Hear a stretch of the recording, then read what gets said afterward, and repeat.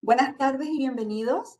Educación Ejecutiva de la Universidad de Chile les agradece su asistencia y les da la bienvenida a la charla Aprendizajes de la Transformación Digital en el Mundo Financiero.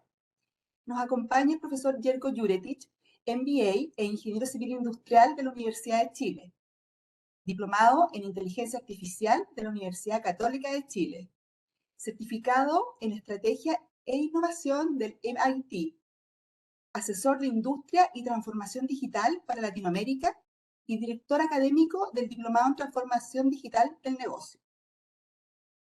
Este encuentro que realizamos en la unidad de U Ejecutivos es una oportunidad de conversación y retroalimentación que tendrán directamente con los expositores. La charla de hoy se enmarca en el Diplomado en Transformación Digital del Negocio, programa que inicia sus clases el 26 de marzo del 2024 en modalidad clases online. El encuentro está siendo grabado y se le enviará a sus correos los próximos días. Muchas gracias y que disfruten de esta conversación. Bienvenido, Yerko. Miguel. Muchas gracias, Roby, por la presentación. Buenas tardes, Miguel. Buenas tardes a todos y todos los asistentes a este webinar que hemos titulado Aprendizajes de la Transformación Digital en el Mundo Financiero, siendo un tema mucho más actual y que permite un poco discutir y reflexionar sobre los desafíos que está teniendo el sector financiero actualmente en Chile y en el mundo. ¿Ya? Para este webinar hemos invitado a un experto, nos acompaña el profesor Miguel Cárdenas, quien es máster en finanzas de la Universidad de Cambridge, ingeniero comercial de la Universidad Católica, CEO y fundador de la empresa Quantum X, empresa fintech dedicada, startup dedicada a todo el tema financiero y temas relacionados, quien, dado su experiencia y expertise, ha querido compartir con nosotros su experiencia. ¿Ya? Agradecemos a los asistentes. Durante toda la presentación va a estar el chat disponible para que puedan hacer sus preguntas. Queremos contestando en función de la exposición sin ningún inconveniente. Así que, sin más preámbulo, quiero dejar al experto en esta materia, al profesor Miguel Cárdenas, para que nos dé su charla sobre aprendizaje de transformación digital en el mundo financiero. Miguel, bienvenido. Muchas gracias, Yerko y Romy. Muy buenas tardes a todos. Encantado de estar en este webinar. Como primer tema, me gustaría mencionar de que yo no veo a los participantes ni escucho las preguntas, así que cualquier pregunta que vayan teniendo, encantado de responderla si la van dejando en el chat, y ahí lo vamos tratando de ir respondiendo en la medida que avanzamos con la presentación. ¿Ya? Entonces, bueno, mi experiencia en el mundo financiero se remonta ya hace más de 15 años. Yo trabajé en Investment Banking, en bancos internacionales, en el Santander, en el Royal Bank of Scotland y también en Itaú BBA cubriendo Latinoamérica. Y desde hace algunos años que me apasionó mucho el tema de la tecnología, entonces me empecé a meter mucho en el tema de tecnología, y empecé con mi empresa, que es QuantumX, a buscar problemas donde pudiésemos solucionarlos mediante la tecnología, y así poder escalar, digamos, una solución y eficientar procesos de manera de que se ahorre tiempo y dinero en todo el proceso. ¿Ya? Em, entonces, como un poquito dando contexto de cómo está el orden mundial en el tema del software en el mundo financiero, me gustaría mencionar de que en general las instituciones más tradicionales tienen softwares que ya tienen 20 a 30 años. ¿Ya?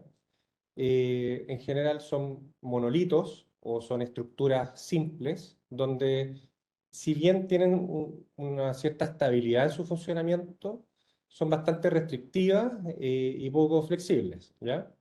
Y eso implica que son difíciles de modificar. ¿Ya? Entonces, si tuviéramos que conceptualizar esto por años, ¿ya? Tenemos una primera etapa donde se utilizan mainframes de bancos donde están programados en COBOL, que es un lenguaje de programación muy antiguo, entre los años 80, 90. Luego una segunda etapa donde hay una cierta modernización, ¿ya?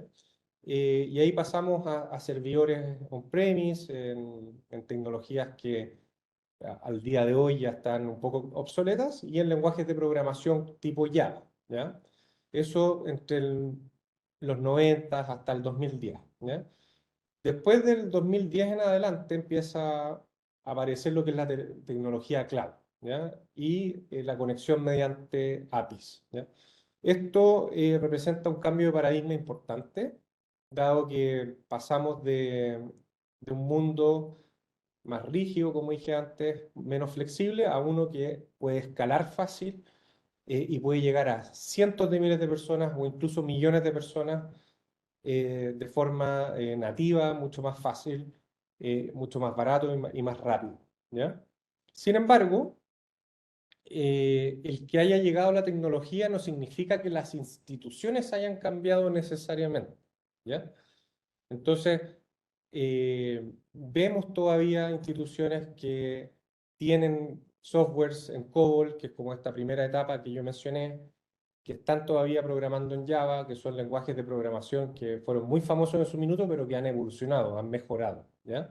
Entonces, vemos todavía administración muy manual, procesos de pago, procesos de onboarding basados en formularios, en procesos manuales, y sobre todo bases de datos o fuentes de datos que son dispares, que están alojadas en distintos silos y no en una sola fuente de verdad, ¿ya?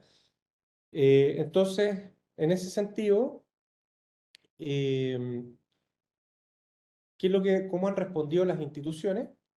Vemos que partieron primero cambiando mucho lo que es el frontend, ¿ya?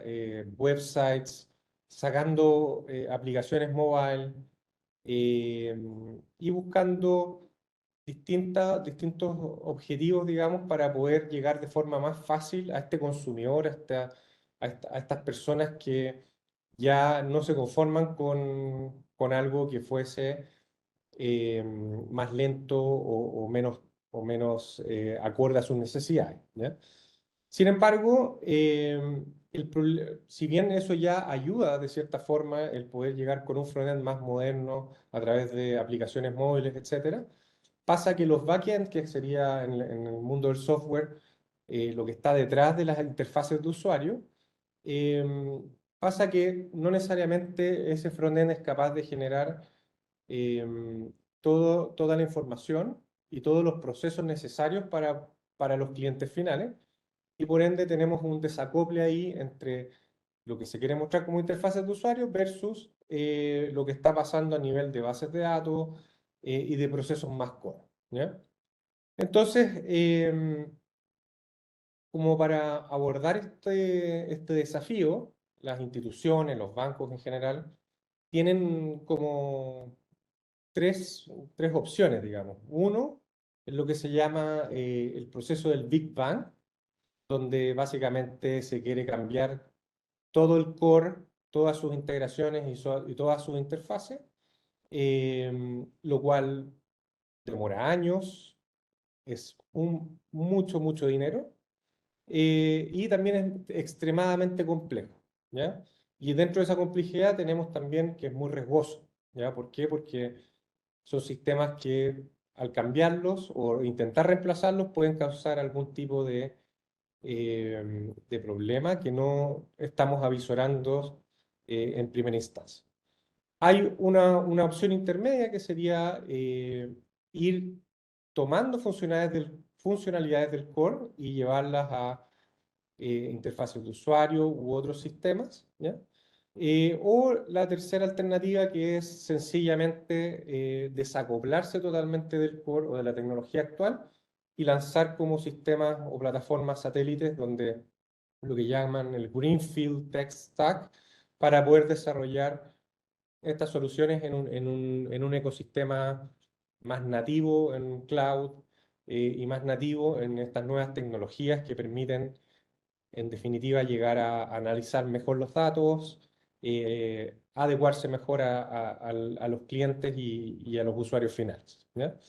Siempre desde el punto de vista de que hay que lograr mantener los costos bajos, ser siempre basado en el usuario y tiene que ser escalable e interoperable, ¿ya?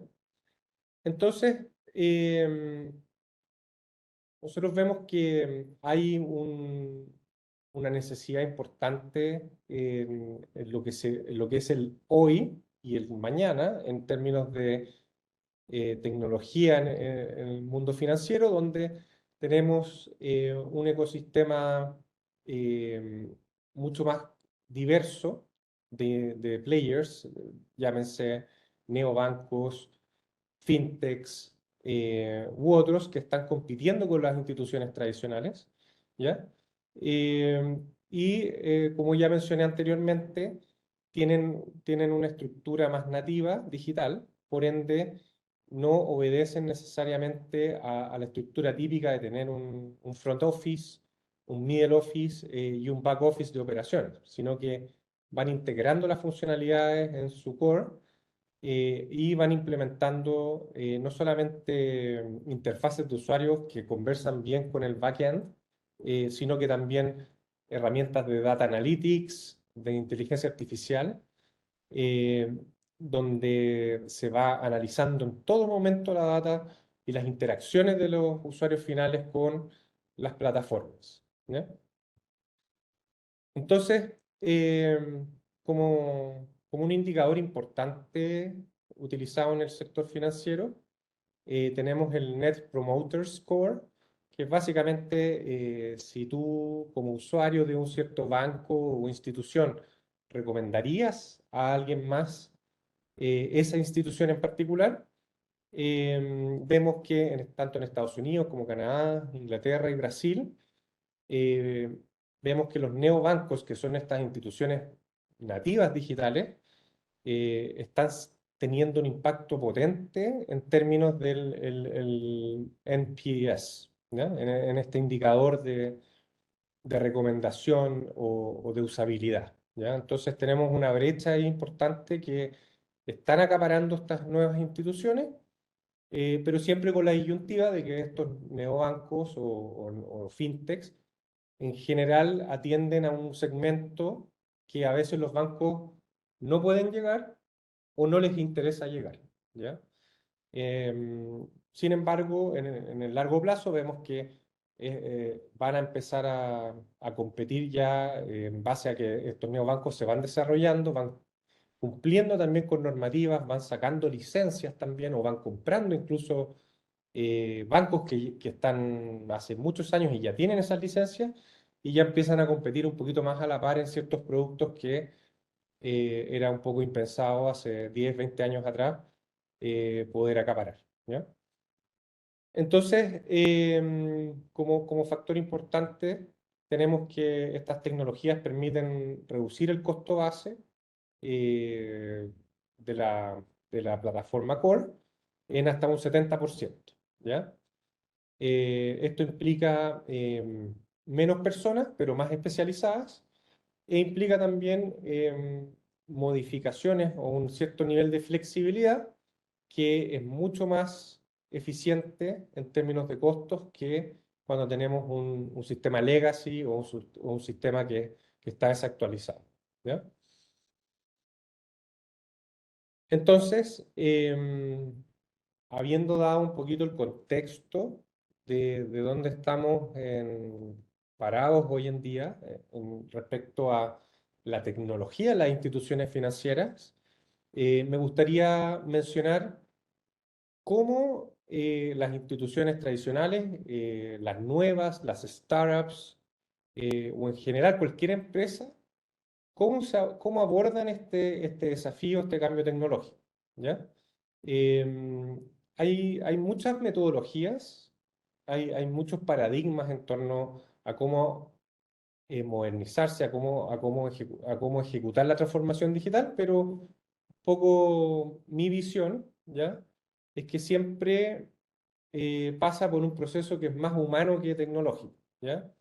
Entonces, cuando hay un nuevo desafío, un nuevo proyecto, o se quiere lanzar un nuevo producto, siempre hay que entender el problema y no enamorarse de la solución, ¿ya? Y la solución tiene que girar en torno al problema o a la necesidad, ¿ya? Entonces, una muy buena herramienta que viene antes del desarrollo de la solución tecnológica se le llama el Product Discovery. O sea, básicamente estamos en un escenario donde la institución, la startup o la empresa que sea quieren lanzar un producto al mercado y tienen una metodología que va a involucrar a distintas partes de la institución, ¿ya? Y ese Product Discovery tiene ciertas etapas, ¿ya? Entonces la primera etapa sería establecer el team que va a ejecutar el Product Discovery, ¿ya? O sea, esto suena obvio, pero hay que identificar bien a las personas que van a participar, de las que no van a participar y solamente van a colaborar, ¿ya? ¿Quiénes van a ser esos líderes de la iniciativa? ¿Ya? Después hay que entender muy bien en el punto 2 y 3 cuáles son las necesidades de los usuarios que van a utilizar el producto digital, ¿ya? Es fácil caer en la tentación de predisponer soluciones para ciertos usuarios sin necesariamente haber entendido bien quiénes van a ser los usuarios, ¿ya? Entonces tenemos usuarios que tienen distintas habilidades, distintos conocimientos y a la larga distintas necesidades, ¿ya? Entonces, teniendo bien claro quiénes son esos usuarios que van a utilizar en el futuro el producto, ahí ya pasamos a definir bien el problema, ¿ya? Entonces, el paso 2 y el 3 están muy relacionados. Y ese problema viene de definir qué cosas estamos haciendo mal, qué nos gustaría hacer mejor y por qué lo estamos haciendo de esa forma, ¿ya? Y una vez que ya tenemos muy claro los usuarios y el problema, ahí recién podemos definir una solución, ¿ya? Y esa solución, hasta ahora, eh, viene desde un desarrollo más conceptual en torno a cuál es el óptimo para resolver el problema y no necesariamente a anteponer la tecnología frente al problema, ¿ya? Entonces, una vez que ya con todos los team members y todas las partes involucradas en el proceso de discovery, ya tenemos clara más o menos cómo va a ser la solución, ahí recién pasamos a prototipar y validar que la solución realmente se ajuste al problema, a las necesidades de los usuarios y en definitiva a lo que queremos lograr con el producto, ¿ya? Em, y una vez que ya prototipamos y vamos validando que ese prototipo es realmente el que cumple la necesidad, pasamos a un plan de desarrollo tecnológico, ¿ya? Entonces, como se ve en el gráfico ahí a mano derecha, tenemos un punto de partida, tenemos una fase de research que involucra las fases 2, 3 y 4, y después pasamos ya al desarrollo tecnológico e implementación, ¿ya? ¿Por qué es importante hacer un discovery? ¿Ya? Esto viene de un aprendizaje por más de 40 años en el mundo del desarrollo del software. eh, y las razones son variadas, ya las mencioné en la slide anterior, pero primero, tener un feedback temprano, ¿ya? Entender que esos usuarios eh, realmente el producto les va a solucionar el problema, ¿ya? O la necesidad. Por otro lado, como somos seres humanos y somos quienes usamos los productos tecnológicos, el producto se tiene que adaptar, ¿ya? Entonces, tiene que tener un cierto grado de flexibilidad mirándose al futuro para poder tener una solución digital que no quede estática en el tiempo, ¿ya? Por otro lado, el cometer errores o no cometer errores es mucho más barato en esta etapa que en el futuro, ¿ya? O sea, cuando estamos prototipando, puede ser que invirtamos horas y tiempo, ¿cierto?, en esos prototipos.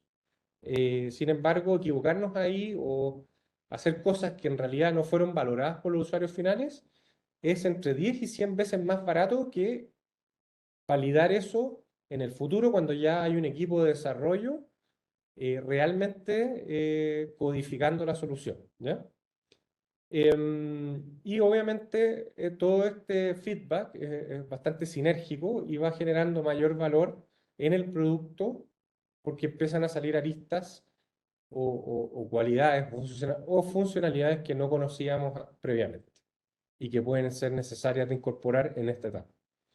¿Ya? Entonces, como un ejemplo práctico, tenemos el caso de Google Glass. No sé si se acordarán, pero hace varios años Google lanzó este prototipo o este producto, básicamente unos anteojos que permiten ver algunas interfaces tecnológicas a través de un lente, ¿ya? Y fue un gran fracaso, ¿ya? Google invirtió más de 800 millones de dólares en este producto, y si bien fueron múltiples las razones de por qué fracasó, una de las más importantes es, a mi juicio, el que nadie realmente respondió bien la pregunta de qué problema resuelven estos anteojos o lentes, ¿ya? Si bien parecen, ¿cierto?, muy cool y muy futuristas y muy tecnológicos, se cayó un poco en el problema de qué realmente voy a hacer con esos anteojos, por qué realmente los usuarios finales van a querer utilizarlos, ¿ya?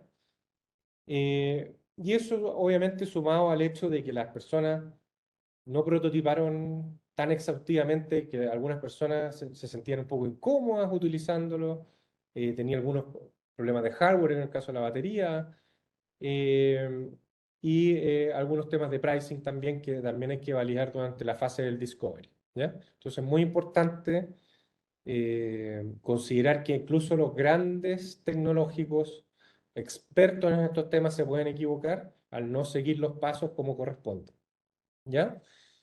Y esta innovación o este desarrollo tecnológico no necesariamente tiene que ser complejo, no necesariamente tiene que ser sofisticado, ¿ya? Entonces aquí hay un ejemplo súper concreto en el caso de las maletas que utilizamos para viajar todos, ¿ya? Que existen hace muchos años, ¿ya? Y no fue sino hasta eh, 150 años después de que se inventaron las maletas a que a alguien se le ocurrió incluirle ruedas, ¿ya? Entonces, acá, si bien no hay un desarrollo de software de por medio, vemos dos cosas. Una que es la rueda que se inventó, ¿no es cierto?, hace miles de años y las maletas que se inventaron hace más de 200 años. Vemos un desarrollo en términos de la innovación, donde se incorporan ruedas a la maleta y al día de hoy es el estándar que vemos en el mercado de viajes, ¿no es cierto? Entonces, no es necesariamente algo complejo, no es necesariamente algo sofisticado, eh, sino que puede ser algo tremendamente simple que añada un montón de valor a la solución final y al producto que buscamos finalmente, ¿ya? Entonces, un poco, recapitulando un poco las reglas y requerimientos de este proceso de discovery, tenemos como primer punto el tema del team, ¿no es cierto? Las personas que van a participar, identificarlas bien, donde no debiesen ser grandes grupos de personas, ¿ya? Y básicamente debiesen ser líderes por grupo, cosa de que se puedan tomar decisiones de forma más fácil. Esto no quiere decir que nos vamos a involucrar a más personas durante la etapa de Discovery, pero siempre tienen que haber líderes con roles claros que permitan destrabar y tomar decisiones en el camino. Es un error bastante clásico pensar de que la solución que vamos a crear como producto tecnológico tenga muchas funcionalidades y pueda abarcar eh, muchos campos de acción, ¿ya? Eso son errores que han cometido empresas tradicionales como empresas más nuevas y en etapas de crecimiento acelerado, ¿ya? Entonces, ahí al que le interese este tema, les recomiendo un libro muy interesante que se llama Escaping the Build Trap, que en el fondo quiere decir cómo escapo de esta trampa de construir y construir funcionalidades sobre un producto y girar en torno a KPIs o KPIs que se fijen en los product managers en torno a construcción de funcionalidades versus no concentrarse siempre en el usuario final y en el cliente final, ¿ya? El Product Discovery, como tercer punto importante, tiene que, en lo posible, llegar a un prototipo, a un producto mínimo viable, ¿ya? El Minimum Viable Product. Hay que tener una visión de largo plazo, donde tenemos que entender de que no podemos hacer todo desde el principio, tenemos que priorizar, ¿ya? Priorizar es esencial, y para eso tenemos que llegar a un producto mínimo viable que podamos utilizar y que podamos hacer interactuar con todas las contrapartes necesarias en un tiempo, ojalá, lo más acotado posible, ¿ya? O sea, un MVP que demore años no tiene ningún sentido. Esto a lo más debe demorar 3 meses, 2 meses o 4 meses, no más que eso, ¿ya? Y dentro de lo que es el desarrollo del software, siempre tiene que haber un product owner o un product manager que permita ir dirigiendo qué cosas se van a priorizar en el desarrollo, cuáles van a ir al backlog, que sería como la lista de tareas, y así ir priorizando, digamos, qué es lo más valorado por los usuarios finales, ¿ya? Pues, llegar a consensos no es fácil, sobre todo en instituciones complejas y grandes, y para eso se requiere de paciencia, ¿ya? Y por ende la recomendación es primero enfocarse en lo que se llama el happy path, es decir, en el camino feliz, que sería cómo este producto va a funcionar si las cosas salen bien, ¿ya? Sin tomar outliers o condiciones de borde, cosa de que podamos llegar a un buen producto y sobre ese producto ya, que es mínimo viable, y sobre ese producto ya empezar a ver otro tipo de caminos que puedan ser distintos a ese happy path, ¿ya? Dentro de esta metodología, ¿ya? De desarrollo de software, tenemos que el discovery abarca casi todo el ciclo de lo que se llama el desarrollo continuo o mejora continua, ¿ya?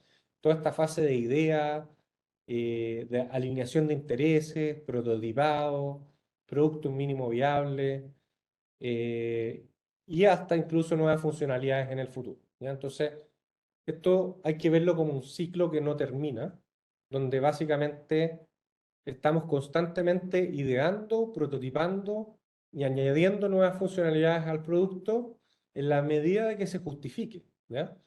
Desarrollar tecnología es caro, desarrollar tecnología toma tiempo, y en ese sentido es un proceso iterativo donde se va obteniendo feedback constantemente en este proceso, ¿ya? Entonces, el Waze ahí lo pongo como un indicador, digamos, de que a veces la ruta hay que recalcularla, ¿ya?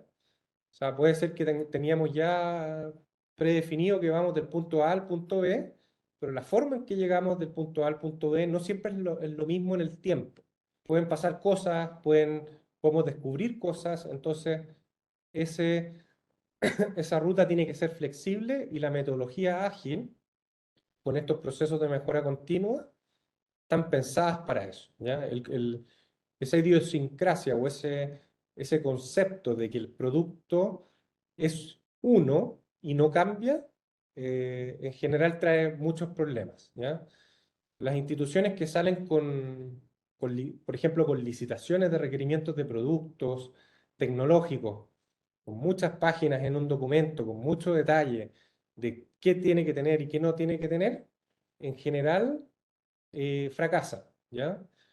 Hay ciertas ocasiones muy justificadas, digamos, que requieren ese tipo de licitaciones o ese nivel de detalle de antemano, pero en general los productos que eh, el output final, luego de haber pasado por estos procesos de discovery y procesos de desarrollo continuo, termina siendo muy distinto a lo que inicialmente se pensó, ¿ya? Nadie tiene la bolita de cristal en ese sentido. Entonces, la recomendación es siempre a seguir un proceso iterativo y de feedback para llegar al producto y las nuevas funcionalidades que puedan venir en el futuro, ¿ya? Ya para ir concluyendo, me gustaría mostrar, digamos, o resaltar que el proceso de discovery y de desarrollo tecnológico tiene un componente humano muy fuerte, ¿ya? Todo lo que es transformación digital requiere que seres humanos se pongan de acuerdo, requiere que seres humanos se sienten virtualmente o físicamente a pensar, ¿ya? Y en función de información que tengamos disponible, podamos definir, digamos, cuáles son los problemas, las necesidades y priorizar, ¿ya? Y esto acá como un ejemplo práctico, digamos, nosotros en QuantumX hicimos un largo proceso de entendimiento de cómo el Banco Central de Chile emite los bonos y cómo se conecta, digamos, con su sistema de operaciones de mercado abierto, su sistema de pagos, cómo aplica un estándar de emisión de bonos, algo muy técnico, muy parte de lo que es el proceso de mercado de capitales, ¿ya? Pero sin embargo requirió de este proceso humano de forma intensiva, ¿ya? Para poder entender primero el status quo y luego proponer una forma optimizada para hacerlo en cumplimiento con estándares, incluso normas ISO, que definen el cómo se debe hacer, ¿ya? Entonces, en este caso específico, al menos nosotros logramos redefinir eso, proponer un modelo conceptual, luego implementar un MVP, y incluso innovamos con nuevas tecnologías de cómo se podría ver esto en el futuro, ¿ya?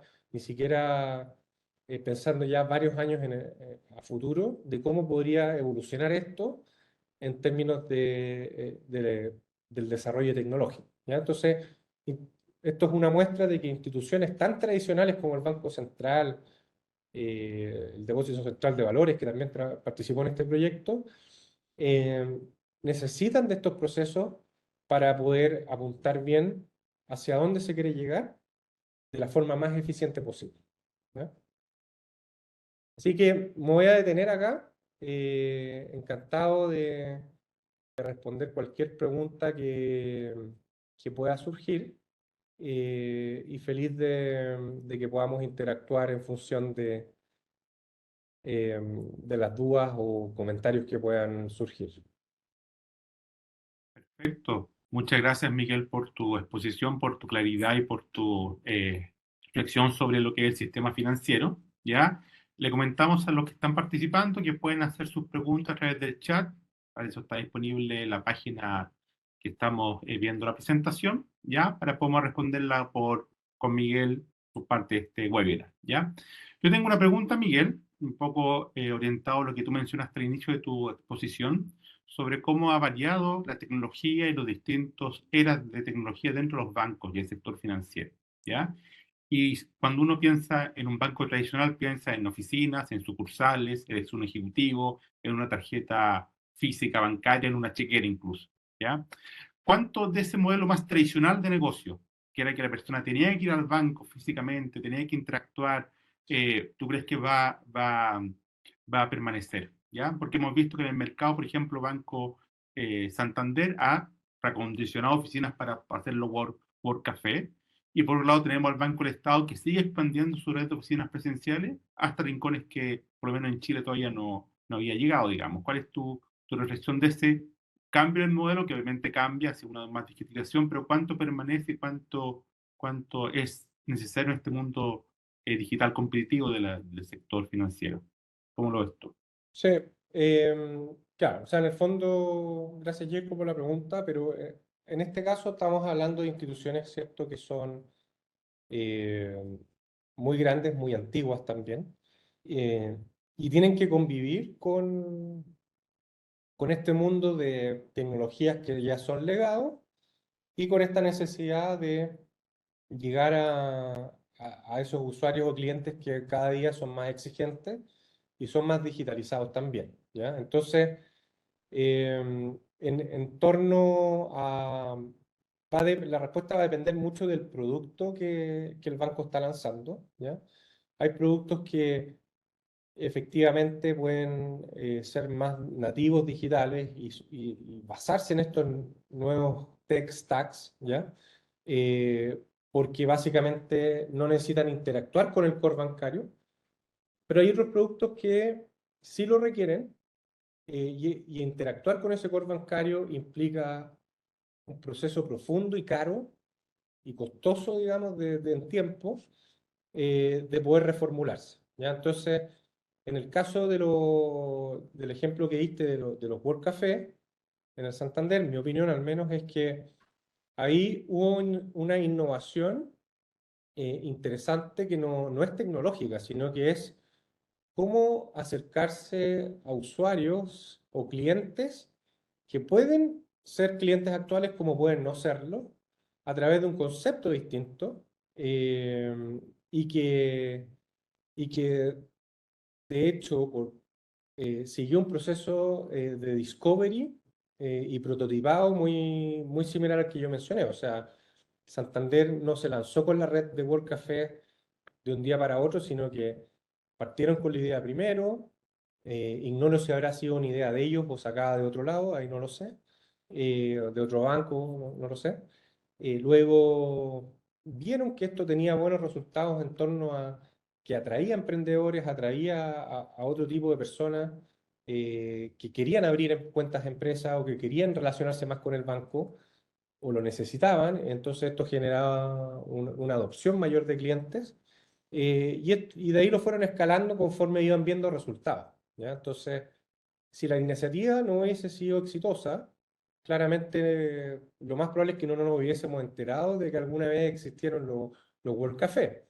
Pero como tuvo muy buenos resultados finalmente para el objetivo del banco, que es atraer clientes o profundizar en la red de clientes actuales, fue que esto se empezó a expandir a tal punto de que incluso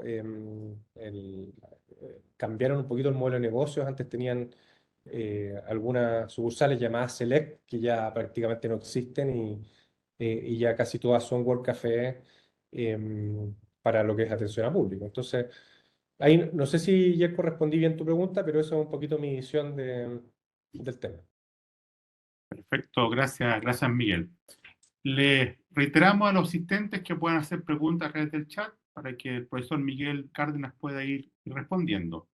Yo tengo, mientras tanto llegan más consultas, tengo otra duda que me gustaría conversar contigo, compartirla con los asistentes, sobre el uso de la tecnología, particularmente lo que es la inteligencia artificial dentro del sector bancario y financiero en general, ¿ya? Tú mencionaste que los datos son una fuente fundamental de lo que es la alimentación de las nuevas tecnologías, ¿ya? Pero en cuanto a inteligencia artificial, ¿ya? Según tu punto de vista, ves que son las tecnologías, aplicaciones, usos que están teniendo los bancos actualmente en todo lo que es inteligencia artificial? Vía chatbot, vía mejoramiento de procesos, o todavía tú ves que falta una brecha larga para que ellos puedan incorporar directamente este tipo de tecnología en las distintas áreas de su empresa. Ok, gracias, Diego. Mira, a ver, lo que son los bancos como segmento más de empresa tradicional, obviamente están interesados yo diría que no existe empresa o institución, ¿cierto? Hoy en día que no esté interesado en la implementación de lo que es la inteligencia artificial. Y hay dos formas de acercarse o hacer el approach a la implementación de esa tecnología. O sea, la primera sería a través como tú lo mencionaste, de atención al cliente simplemente u otro tipo de interacción con los usuarios finales donde no se requiere la data de la institución o del banco, sino que simplemente se puede crear como una isla dentro de los sistemas del banco o al menos conectarlo a través de APIs. Y otra es ya entrar a la data misma y usar esa data para entrenar los modelos y optimizar, digamos, productos, hacer cross-selling y sacar métricas que sean tangibles. Yo te diría que dentro de esos dos mundos, el segundo es más difícil porque eh, como dije antes, muchos bancos e instituciones tienen silos de información, no están conectados entre ellos, entonces el poder lograr una buena implementación de una herramienta de inteligencia artificial requiere primero el paso previo, que sería crear una data conjunta, una data estructurada, ¿ya? Y de ahí hacer la implementación de este tipo de herramientas. Yo desconozco exactamente qué bancos están llevando la delantera en eso, ¿ya? Pero sí soy testigo, digamos, de que están todos, digamos, con una alta prioridad en la investigación de cómo poder hacerlo de forma eficiente y ojalá y lograr una adopción lo más rápido posible. Y cuando estamos hablando de herramientas de inteligencia artificial que no dependen de los silos de información o de la data del banco que pueda ser más, o de las instituciones que pueda ser más complejo de obtener, ahí ya entran ciertos temas de compliance, ciberseguridad, que implica relacionarse con clientes a través de tecnologías que no necesariamente son nativas de la institución. Entonces, ahí las barreras vienen más por esas áreas de riesgo, de compliance, donde no es tan simple llegar a implementar un asistente virtual, por ejemplo, que se base en estas herramientas cuando por ahí se puede perder un poquito el control. Entonces, mi visión es que los neobancos o las empresas de más reciente creación, incluyendo las fintechs, ahí tienen una ventaja definitivamente en ese mundo y están apalancándose ya al día de hoy en esa ventaja para lograr mejores resultados, ¿ya? Eso creo que va a seguir siendo así por un tiempo, hasta que las instituciones tradicionales puedan hacer ese catch-up y poder adoptar sus sistemas a herramientas de inteligencia artificial que puedan impactar de mayor forma o puedan agregar más valor a los usuarios finales. Porque hoy en día es mucho más complejo para ellos lograr ese valor agregado teniendo sistemas legados que no responden bien a este tipo de implementación. Perfecto, entonces Miguel, entiendo que hay una limitación muy grande tecnológica para que empresas que son más tradicionales, bancos más tradicionales, puedan avanzar hacia una utilización mucho más masiva de estas tecnologías nuevas. Estamos a la espera de preguntas. Si alguien tiene, puede hacerlo en el chat. Ya, yo voy a hacer la última porque me interesó el tema de cuando tú mencionaste el Product Discovery o toda la metodología para crear productos nuevos dentro de lo que es el sector financiero. ¿Nos podrías dar algún ejemplo de alguna aplicación o algún producto que tú hayas conocido, hayas monitoreado, o tengas conocimiento de que hayan partido de un problema, un dolor, ¿ya? Y el sector financiero haya adoptado algún producto o servicio que haya sido interesante de aplicar desde tu Sí, experiencia para poco el método o aterrizarlo en función de alguna aplicación práctica. sí, perfecto. O sea, nosotros tenemos un cliente que es una bolsa de valores latinoamericana, ¿ya? Donde ellos tenían esta necesidad de poder captar empresas que estuvieran en una etapa un poco más temprana para poder emitir IPOs, que serían ofertas de primera emisión, y en el fondo poder relacionarse con esas empresas antes de que lleguen a tocarles la puerta y decirles, mira, yo quiero listarme en la bolsa.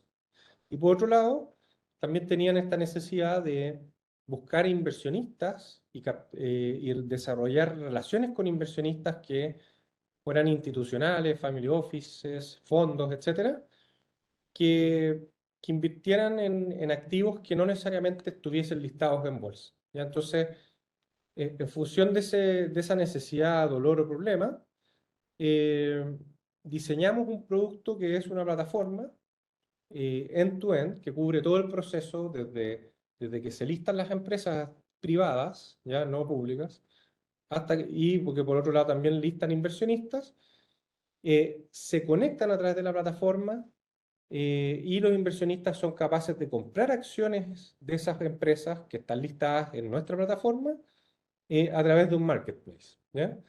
Y obviamente esa plataforma no solamente conecta las partes como suerte de broker, sino que también permite intercambiar información a través de un virtual data room, ¿ya?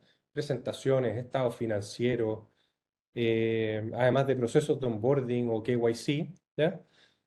Entonces, de una forma bastante intuitiva y simple, ¿ya? Entonces, yo te diría que esa es una solución compleja en términos de la cantidad de funcionalidades que tiene, pero que ataca directamente a esa necesidad de conectar empresas privadas por un lado antes de que hagan su oferta pública de acciones, conectar a inversionistas u otros tipos de stakeholders que participan en el proceso a través de una solución tecnológica que es amigable, segura y digitalizada.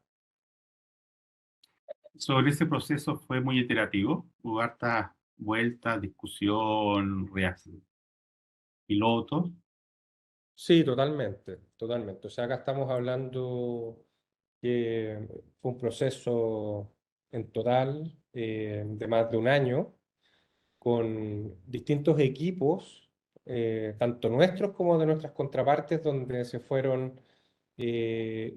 interactuando con el área de negocios, con el área de tecnología, con el área legal muy fuerte la parte legal de cómo hacer esto compliant en ese mercado en particular, y también con personas de operaciones. Entonces, realmente aplicamos el mismo proceso que yo ya mencioné antes en la presentación, de partir con un discovery, entender bien el problema, definir bien los equipos, proponer una solución y luego ya desarrollarla.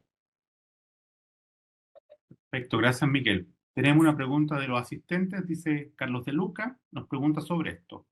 ¿Cómo una organización tradicional con instrumentos de administración activa puede competir con nuevos instrumentos de administración pasiva, teniendo en cuenta la comparativa de costos, y llegar a los clientes del público común? Ya.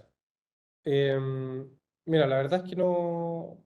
el- la pregunta no entiendo bien si se refiere al tema de inversiones en particular, como un producto de inversiones activo versus un producto de inversiones pasivo, ¿ya?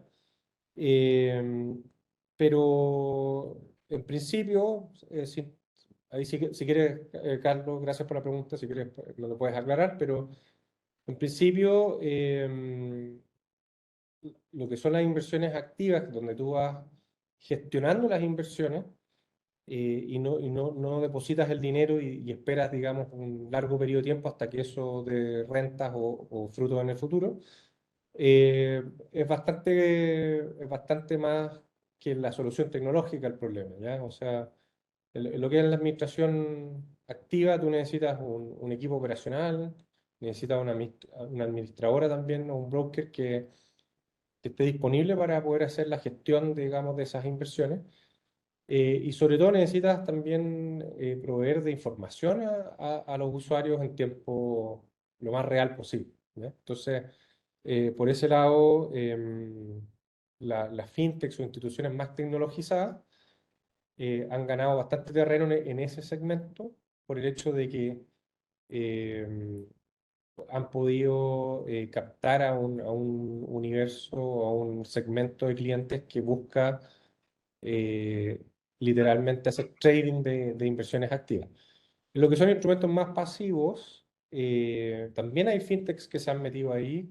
En Estados Unidos hay ejemplos claros, como Betterment, que crearon este concepto de la inversión pasiva digitalizada, ¿ya? Entonces, eh, yo diría que acapararon un segmento más millennial y acapararon un segmento que tal vez no tiene, que si tal vez puede tener inversiones en instituciones más tradicionales, les sale más natural hacerlo a través de este tipo de plataformas.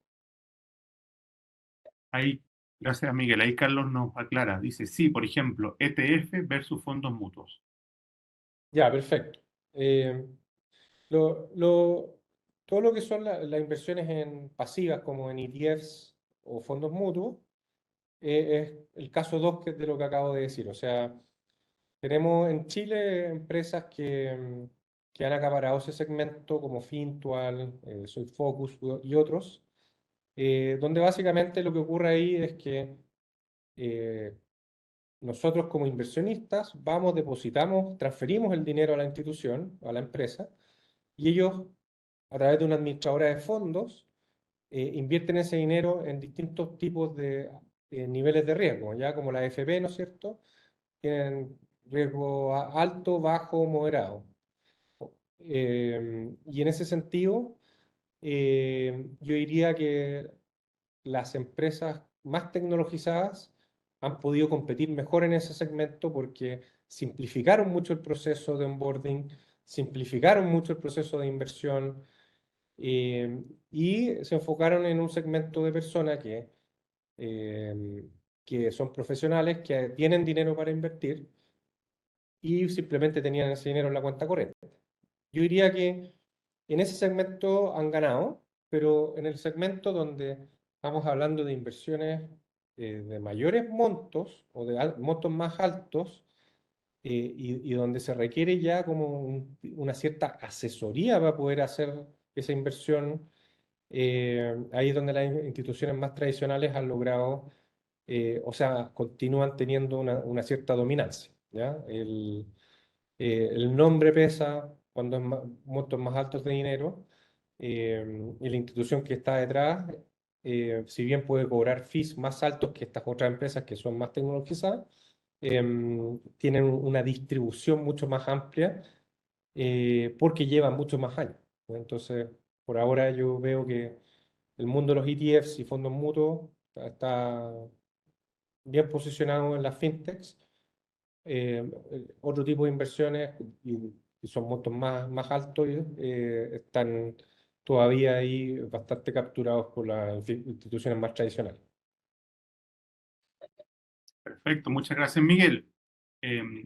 No hay más consultas de los asistentes. Yo quiero dar gracias a Miguel por su participación, su buena reflexión y recordar que toda esta grabación va a quedar disponible para las personas que quieran verla de nuevo, así como las que tengan información sobre o quieran buscar información sobre transformación digital en el sector financiero. Romy, te dejo la palabra final. Sí, muchas gracias, Yerko, Miguel y a los asistentes. Tal como mencionas, en los próximos días vamos a hacer llegar la grabación. También les voy a dejar mi correo en el chat. En caso de tener alguna duda, después se la podemos hacer llegar a Miguel o a Yerko. Así que Súper. muchas gracias a todos. Ahí Muchas estoy dejando el gracias. Que estén correo. bien, ¿eh? Gracias, Sí, chao, chao. que Chao. estén muy bien. Buenas Gracias, tardes. Miguel. Buenas tardes a todos y todas. Buenas tardes.